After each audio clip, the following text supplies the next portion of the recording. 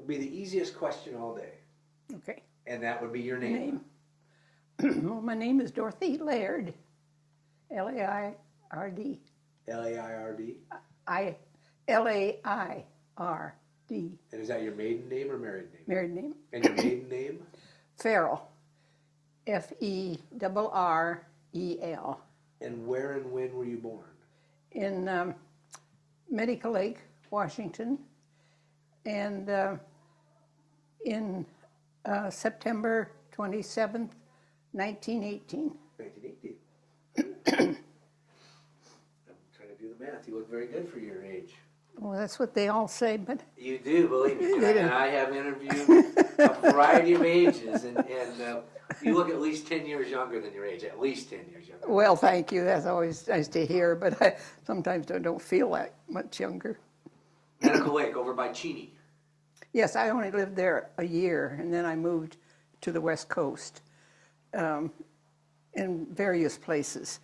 And then I was put in an orphanage.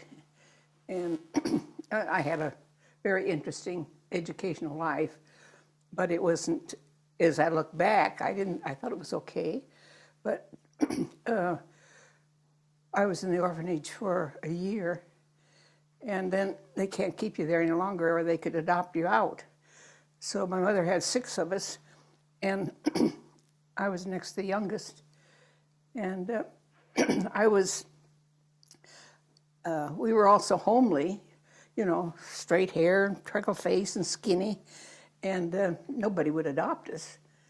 And of course, she wouldn't let us be adopted either, but she could leave us there for a year. And then we were put out, I was put out in 2 homes to be a mother's helper for little kids. And I just loved the job. So I loved the little kids. And then as I got older, I worked my way through high school. And then I came to Seattle. I was down at Castle Rock.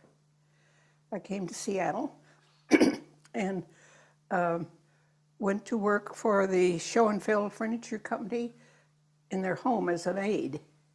I had a little white thing around here, a little white apron, and I got $15 a month, $3 a month, board and room. And I learned a lot, and then from there on I started progressing. I went to the library and I studied on my own different things that I knew I had to do in life. And then I eventually married my husband, which was, he owned a pharmacy, and I was on the inventory crew and met him there at his place. I can recall he used to come and talk to me while I was working, and I thought, I wish he'd leave me alone because jobs were hard to get then. And so 3 weeks later, I get a call, and I work on the switchboard at McKesson and Robbins, and it was him, and he gave me an order. Well, he wasn't my customer, but I thought that was funny. But he had seen me when I inventoried his drugstore. So anyhow, 3 years later, I married him. So that's kind of my life, and I've had a good life. I learned a lot from growing up. I had to I had no one to go to depend on decisions, and I think it really was a healthy thing for me. I never regretted it. And and then I became, all my life after I married, my husband didn't want me to work, but I could do volunteer work. So I have a history of volunteer for all those years. When my kids were being raised, I was volunteered in Scouts and church and PTA, and went to 23 conventions and took advantage of all their classes, their leadership classes. So There's some water there if you would like. You know, and so I have no regrets about my life, and I had a wonderful husband and 4 wonderful children, boys, all boys, of course. And I can't, I think everything was there for a purpose for me to learn. And I took a lot of leadership classes on my own. And my husband was very supportive of my volunteer work. but he wouldn't let me work for money. Now, it's interesting, because you sound like a very independent woman. I am. I mean, like you said, I am. So what did you think about him not wanting you to work for money? Was that okay with you? Or? Well, I was delighted. You know, I had to work all my life. And then when I married him, that was the one question he asked me up in Volunteer Park. We were parked there, and he said he had a question he wanted to ask me.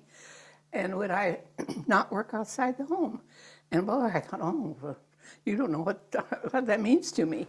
And and we had a wonderful marriage, and I could go to all the conventions, and he was very supportive of all my volunteer work. So I really had a good life. Was that before he married you that he asked you that question? Yes. Oh, so that was a prerequisite to whether you could get married, was? There was two things he asked me up in Volunteer Park. One was that it would be forever, and the other that I wouldn't work outside the home. And boy, I just loved that, and he bought a nice new home for me, and we just had a good marriage and wonderful boys. It was just, why did your mom put you in the orphanage? well, she and my father, which I saw him once, or I saw him at a young age. She had 6 children, and he was, according to my older sister, I have no verification of this otherwise, and that he would take other women out, and then he'd get her pregnant, and all his relatives lived over at Medical Lake, and they were from families of 11, 12 children, and she didn't want that many children. My mother was a very intelligent woman, a wonderful woman, and she always saw that we were placed in good homes, you know, for board and room.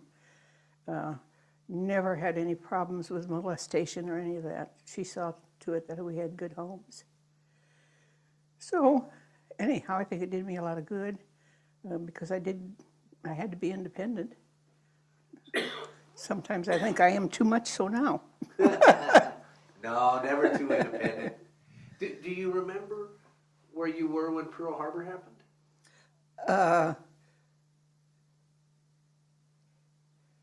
Boy, 1941.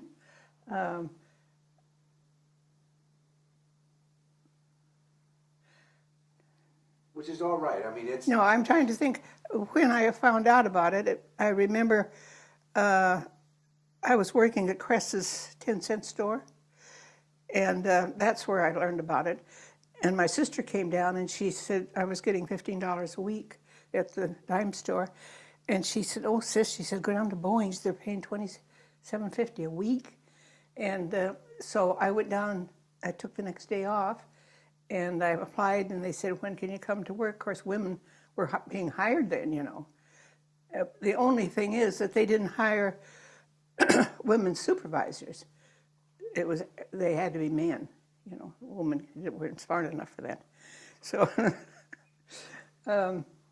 and so then I went down and applied, and they wanted me to come to work the next day, but I said no, I had to give 2 weeks' notice. And so when I went back to the dime store and told them I wanted to give 2 weeks' notice, they said, well, if you'd like, you can go now. I mean, they did it in a nice way. It's up to you. You can stay the 2 weeks, or you can... So I left then and went right to work. I started at Plant 2. Then I was transferred to Plant 1 within 2 weeks. Then I was transferred to Renton, which wasn't finished yet. And I thought, well, I must not be doing my job good. They keep pushing me every place. Well, then I was there 3 weeks, and 3 months, and they made me assistant supervisor. I just was at the right place at the right time, and enjoyed it, and made good money. And now it's interesting. They made you assistant supervisor. They had 31 assistant women supervisors in all 3 plants. That's a total of 31. And then the picture, that was a picture I gave you. That's a picture of all 31 employees, women employees. But they still wouldn't let you be supervisor? No. Just because you were a woman? That's right. That was interesting. I mean, it's interesting now. At then, we didn't know any different. We just weren't good enough to be. So, but throughout my life, I took advantage of a lot of different classes and to improve myself. Did you do the same work as the men? Supervisor, assistant, were you basically doing the same job? Yes, I guess we were, yeah.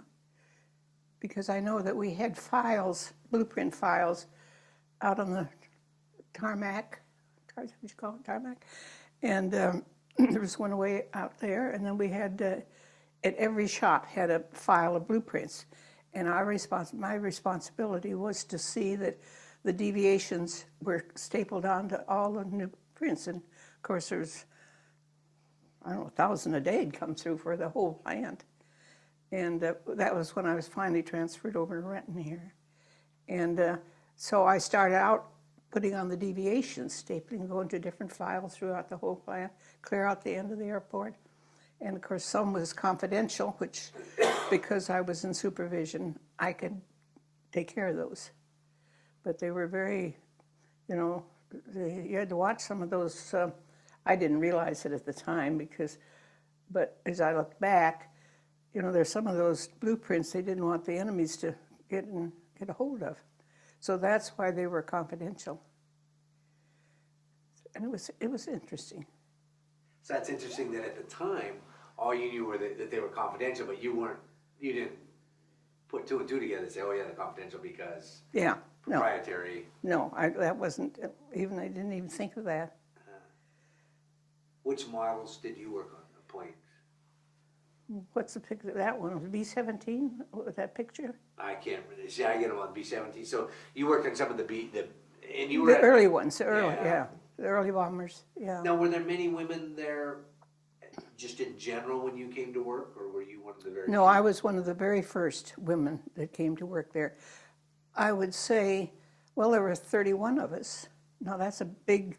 What did they for 3 plants? That was very few women.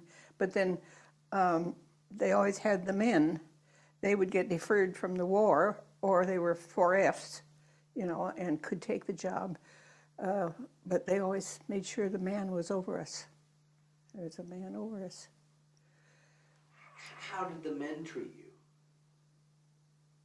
Well, there weren't too many men there. There were more women than men. And they respected us, yeah. They knew that they were lucky to have the job because they would have to go to war. They got deferred because they were over the making of the airplanes. And so they were nice to us, yeah. We got along real good. So you didn't fight the stereotypical jerk supervisor that treated you like a second-class citizen? No. And when I first went there, I had to join the union. Well, then when I became in supervision, that's not union. But then, like I said, when I came back after the war, and that was over, then it was up to me to make a decision. I either had to go to the bottom of the list of the union members and work for those that I had worked for me, or quit, and I quit. I didn't want to. I'd had made good money while I was there, and. So now at the end of the war, there were men supervisor, women assistants. So basically they said to you, if you want to continue working here, you have to give up this job. Is that? Yes. But in the same department, but in the blueprint department. But instead of being over all the files, I would be working at a file.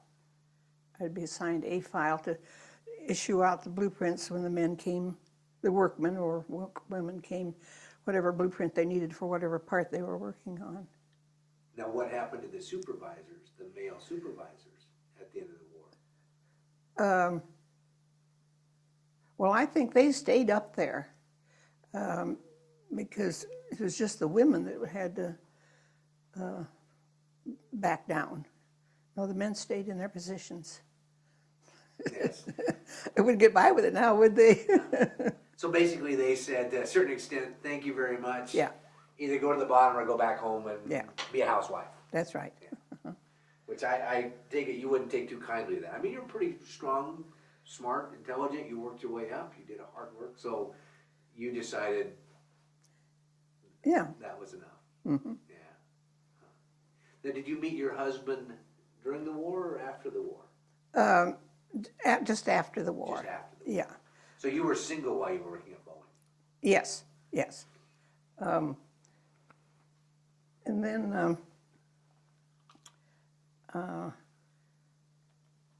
one thing about it during that time, we had to share rides.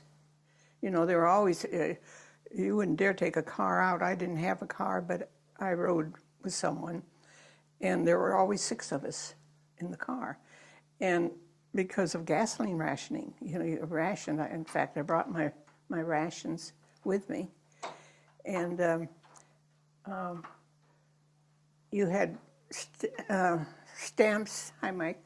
You had stamps for sugar, coffee, butter, nylon hose, shoes. And I remember taking my shoe stamp and buying a pair of bowling shoes because I was on a bowling team at Boeing's. And and we shared a lot. We traded stamps, you know, traded shoe stamp for a sugar stamp or vice versa.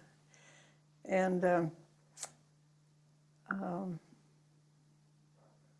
so basically, let's say that like you wanted to go bowling, but you didn't like sugar, so you'd come to me and say, yeah, I need bowling shoes. What will you take for sugar? Is that kind of how? right. Well, families needed the sugar, see, and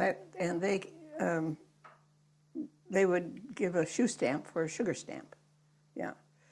And we had the different kind of tokens, of which I gave you little samples of, and seemed to thrive on it. You know, we had all we wanted. Do you remember how many days a week you worked? Was it a 5-day work week at Boeing, or? Yes, it was 5 days, as I recall. No, we had. If I had worked over 5, because when I was in the union, they had to pay you time and a half, and if you worked on Sunday, they had to pay you double time. But when I was in supervision, I couldn't. I had to work any hour they told me to work, whether weekends or not, and I got paid, but I didn't. But I had to work if I was going to keep the job. Wow. So it was an interesting time. And I think at those years, we were all so supportive of the war. I mean, there wasn't like it is now. You know, there are certain groups that still want to protest, and, you know, but we didn't have any of that I recall. No protests. Everybody knew it was their duty to do the job, and especially women. That's the first time that women got their independence was during the war. Yeah. It's interesting because you do bring up the fact of the no protesting and all that. It sounds like maybe, were there 2 reasons why people liked working at Boeing? It sounds like there was a patriotic part of it and a financial part. I mean, because we're getting out of depression. Mostly, actually, as I look back, I thought it was the money. I thought, $27.50 a week over. I was only getting $15 a week, and when my sister told me she was getting $27.50, you know, that was great news for me. So I went right down there. So to me, I think it was financial. It probably was patriotic also, but I can't say that that's why I went there. You know, I was patriotic, but it wasn't the reason I took the job. Financially, it was really the reason. Yeah. I'm going to do one thing real quick here. It is interesting because the history books, you know, history kind of changes things to a certain extent, maybe romanticizes it a little bit. Mm-hmm. And although there was, like you said, a very strong patriotic feeling, there also was that need for a job. Yes. Yeah. Yeah. Because the men were all gone, and the women, the married women especially, didn't have any means of, although I guess they did get some compensation from the government, I can't recall, the married women. If they were married to somebody in the service. Mm-hmm. I made some notes. Sugar files. So it is, it's been 61 years ago, and you're testing my ability here. Well, as I said, I don't remember last week, so don't feel bad. What about dating? Dating? Yeah. When you worked at Boeing, were you so busy working, or did you have some fun? Did you? Yeah, we went out, groups of the Boeing. We had a bowling team that bowled in Renton here, and we had a golf team, but none of us knew how to play golf, but we went there anyhow, and we did pretty good. We had fun, a lot of fun, and that was a different group than the bowling group, and of course it was mostly women, all women on the bowling team, and we went to dances, and we that were single dated. What was it? I'm going to ask that question, but I've got to. So you said women that were single dated. What might a date be? What would you do for a date? Well, I don't know. We'd go bowling or dancing. I guess mostly on the dates we'd go dancing, go up to Trianon, and I think that's about in the Eagles Hall downtown Seattle. We went up there dancing. It seemed as though we always went either a pair, couple, or a group, and always had a good time. We didn't seem to be, none of us, of course, we didn't have really any boyfriends because they were all at war. And those that stayed home were all married, so, we just had a good time. We'd go to dances, and then they had the dime a dance. The men would pay a dime to dance with you up at the Eagles. And that was interesting, as I look back, think, good Lord. But there weren't that many, the men, of course, the women wanted the men to ask them to dance. And we always, and the men that came to the dances, they would spread it around. They wouldn't just pick me and dance with me or pick someone else. They'd ask different ones to dance because I guess they knew there weren't enough men for every woman. So it sounds like it was kind of an innocent time. It was, like you said, it was a group and you were having fun. Mm-hmm. Yeah. So dime a dance. They came up to you and said, I'd like to dance with you, here's a dime. Is that how? No, they'd give the dime to, if they wanted to dance with me, they'd point me out and give the dime to the establishment. Yeah. Of course, a dime was quite a bit in those days, You could buy a lot with a dime. Well, that's funny. So the Eagles or wherever it was, they were making a little money on the... Well, yeah, they had to maintain their dance floor, So you didn't pay to get in to go dancing? No. Once they got there, okay, well, that's a great idea. Yeah. Now, at the Trianon, that was at the Eagles upstairs, and at the Trianon, it seems to me we paid an entrance fee. I'm not sure. And it was a ballroom, is that right? Yeah, it's still here, I think. I don't know what it's called now, but it was Trianon was there for years. It had a lot of big band. Oh, yes. Dorothy, Oh, yes, Dorothy and Guy Lombardo and all the famous ones would come there to the Trianon. Now, did you like Guy Lombardo? Because Dot that was in earlier, I think it was Dot, her brother didn't like Guy Lombardo, so she didn't like Guy Lombardo. Oh, I liked Guy. Yeah, I did. I guess I'd like any big band, Of course, we never would dare get close to them or anything, But just the idea of a big band, we were dancing to was great fun. Did you get dressed up to go, or what Oh, would yes. you wear? What might be an outfit that you would wear? A dress, or a skirt and blouse, no pants. No, that was no. Now they don't wear anything else but that. And we'd always get dressed good, for. And the person that the sailors would, when they were in port, they would come up to the Eagles and dance with the girls around. And of course, I don't think any of us ever went out with them, but we danced with them, different ones, you know. It's just a kind of a free-for-all. It wasn't one-on-one, you know. So, which is interesting, because I'm glad you bring that up, because history books make it sound like there's all these sex-crazed sailors out there and all these sex-crazed women, and you put them two together and it's just a wild free-for-all. Not that at all. Not in my opinion. I don't think any of us ever went out with them. We danced with them, but maybe we were afraid to go out with them. I don't know why we didn't go out with them. I know one time a group of us went out with a group of them, and we went, I don't think we were even drinking in those days. I don't, because I was never much of a drinker anyhow. But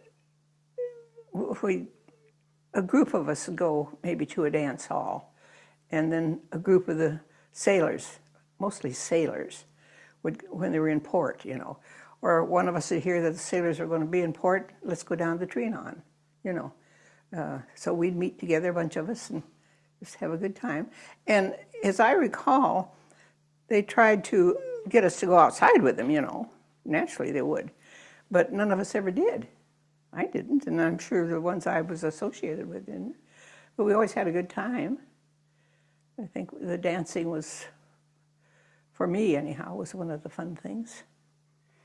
I think of today's world, if you went into a dance place like that, the music would be so loud that you could never have a conversation. Was it a situation where you could dance for a while and then you as a group could sit and talk for a while? Yeah, or? yeah, we did that, especially at the Trianon.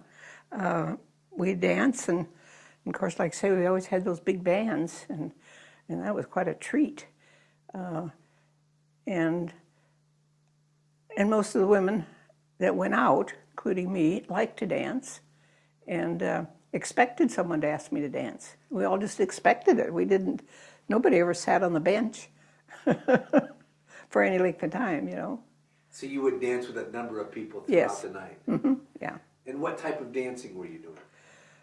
Well, Foxtrot, Waltz, gosh, been so long I've been to a dance. Name some. Did you do Jitterbug? Were you doing? The Charleston. Charleston. Yeah. Okay. Yeah. And was Charleston considered risque or not? That was just. No, I don't think so, because all you did was move your feet back and forth and your body. Can you think of a song? Can you remember a song of that? Oh, Tennessee Waltz was a waltz that was very popular. And, oh gosh, what were some of the Foxtrots? I can't remember. Boy, to hear the big bands, that must have just been. Oh, yeah, that was a thrill because, you know, the Trianon and the Eagles, they didn't fool around with these small bands. They always got the big ones because they got the crowds. Wow. So, anyhow, that was... and then after I was married and started raising my family, I had 4 boys, and one got through college, and one joined the Army, and the other one, he wasn't ever going to work for anybody else. He worked for Frederick and Nelson's, and so now, after he graduated from university, he's driving Metro bus. Just loves it. And he's quite a kidder. He jokes a lot with his passengers, and he said he made more money. I think he gets, I don't know, $30-some an hour, and no responsibility. And he said all the benefits for his family, and he's happy with that. And the other one joined the Army, and the other one has a business, and down in South Center, the dining interior dining designs. I get those 2 mixed, interiors or dining designs. And he has racehorses that run up and down, and the other one is passed on. Did you and your husband dance? Well, you know, was the end of the war, the end of the dancing? Pretty much the end of the dancing, because I got involved in volunteer work. I have a history of volunteer work all the time. And of course, my husband was running the business, the pharmacy. And so we go out, we get a babysitter every Tuesday night and go out for dinner, and dinner dance. It was always a dinner dance. I don't know if they even have them anymore, where you eat dinner and dance out at the townhouse or the town hall, or up there on 9th Avenue. I remember we used to go there a lot on Tuesday nights when I was married. Did a lot of the women, as you moved into family life and married life, did a lot of the women that you became friends with, same situation where they weren't out in the working field, or were we starting to see women now move out of the house? And I think we started to see women move out to get jobs and have a career. Yeah, I think so. I think that was the beginning. Well, I know it was the beginning of women working, because women, the only thing they could do is housework, cooking, and I was the same way. I was a good cook, and I cooked 3 meals a day for my family, and just loved it. You know, I was so glad I didn't have to work. And I think that's kind of, they gradually got into where women were equal with men. You know. It's funny how it is a lot of work raising a family. Yeah, it is. And people forget that. And there was that era where it wasn't, if you said you were a housewife, people, kind of the 60s, 70s thing. Yeah. But it was a lot of work, like you said. You prepared meals, you raised your kids, you did a lot of volunteer work. Yeah. You just chose not to go into you made a promise to your husband. I made a promise to him that I wouldn't work outside the home. But he supported always my volunteer work, always. And he'd get the car ready for me. He'd sure you got enough gas? And he'd wait up for me at the evening meetings when he was home till I came home and greet me. And it was just a thing I did, volunteer. I've got, I was looking at my resume today, 2 sheets of volunteerism that I did when I was sent off to conventions. I'd go as a representative. I thought today, how did I do all that? But I enjoyed it all. It's interesting because how the generations have changed, and I think we still have very civic-minded generations, but it's different because now a lot of these organizations that were volunteer people, because we took people and put them into the work environment, now there's kind of, the volunteer organizations are run differently. Yes, they are. Because I was involved in political and PTA and mental health. I was president of 5 different organizations, and I just enjoyed it, and I put my heart in it. Granted, there were a lot of volunteers that wanted only a name so they could say on their resume that they were in whatever. But I really enjoyed all my volunteer work, and I never slept off. I know when we would go to conventions, a lot of the girls, the women, would go out to the tavern and have a good time dancing, But when I went there, I took advantage of all the leadership classes that they had, and they were very interesting and informative, because how else are you going to learn? I can remember the first time I went into volunteerism, they wanted me to run for a PTA, and I said, oh no, I bowl and I golf, and I haven't got time for that. And here I had a family, and I look back and I think, how shameful. And so I can remember the first PTA meeting that I was president of. My knees were just shaking, and my voice was cracking. And I thought, oh, I got to quit this, I got to quit it. Well, after, a few times up before the group, and then I just went on PTA. I'm president of every PTA all the way through high school.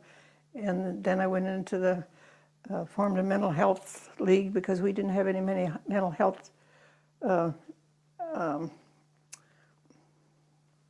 do I want to say, services in the Highline School District. So I started a Highline Mental Health Guild.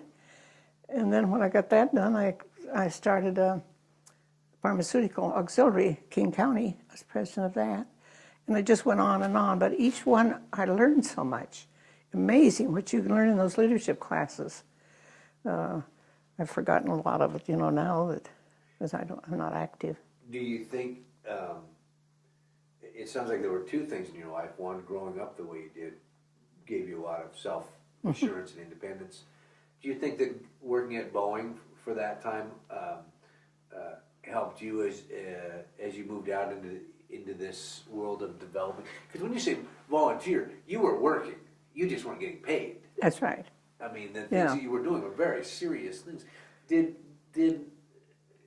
working at Boeing help you as you moved into that? I don't believe so. I believe that the things I did after I was married in volunteerism taught me more about leadership and the world, and because when I was working at Boeing's, I was just working for Boeing's. I wasn't working for Dorothy. But when I was in volunteerism, I was working for the community and myself to fulfill the needs that I saw out there in the community that we needed. Like I started a recreational group, and so that the kids would have some recreation. We'd had nothing in the Highline School District, so I started that. And I kept starting things that, community things. I can recall it took me 5 years to get a walkway so the kids didn't have to walk down the street onto the highway, back up to where the school was. So 5 years we got a walkway right straight through by buying property with the county. I had to work with the county, of course. So I think I learned more there than in doing those type of things than I did at Boeing's. I just worked there for the money. Did you ever face discrimination as a woman as you tried to? I don't think so. No, I just really don't think I was ever discriminated against. Do you think that was because of your self-assuredness? It sounds like whatever you want to do, you were going to do. Yeah, I was so independent. Yeah, always was, Had to be. But I never felt discrimination at all.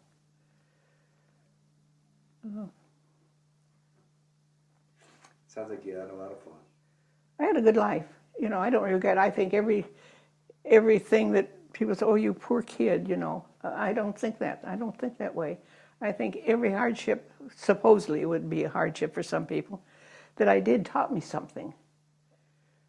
And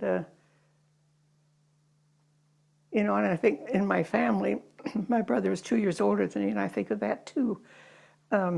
He worked for Procter & Gamble as an office boy, and then he worked as a butler in a private home for board and room, and because all of us were very poor, and then he continued to work through the university, and before he passed away, he was a CEO in Procter & Gamble. And he's a success story, I think of that as a success story.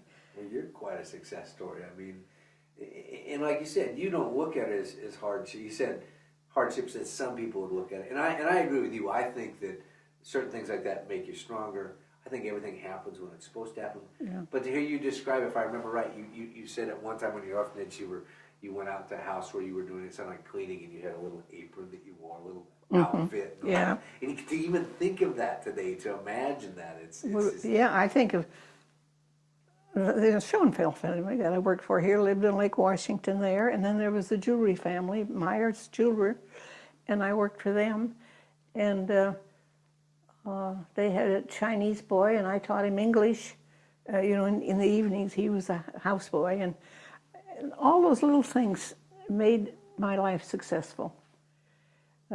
So would you live with them while you were doing that, or you just Well, came and worked? no, I lived with them. I didn't have any place to live, so I had to get a job for board and room.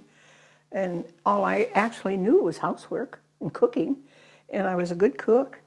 And I can remember that the jewelry family gave me $15 a month to start, and then the Schoenfeld family heard of me, and they gave me $20 a month if I'd come work for them. So I went to work for them.